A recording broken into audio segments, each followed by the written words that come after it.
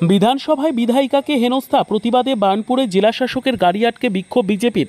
সোমবার বিকেলে বিধানসভায় আসানসোল দক্ষিণ বিধানসভার বিধায়িকা অগ্নিমিত্রা পালকে হেনস্থার প্রতিবাদে বার্নপুরের ত্রিবেণী মোড়ে বিজেপির কর্মীরা টায়ার চালিয়ে রাস্তা অবরোধ করে বিক্ষোভ দেখান। ঘটনাক্রমে সেই সময় জেলাশাসকের গাড়ি অবরোধে আটকে যায়। পরে বিশাল পুলিশ বাহিনী এসে বিক্ষোভকারীদের সরায়।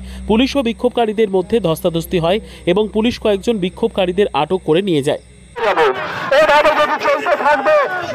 তো আপনাদের কথা জনসাধারণ কথা শুনবে,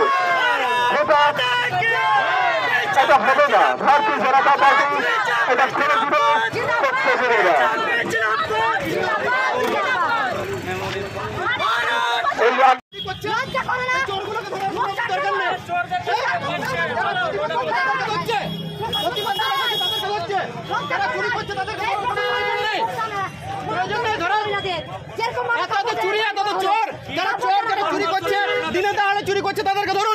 জবরদস্তি আমরা এখানে বিক্ষোভে আমাদের এমএলএ অগ্নিমিত্রার সাথে এরকম ভাবে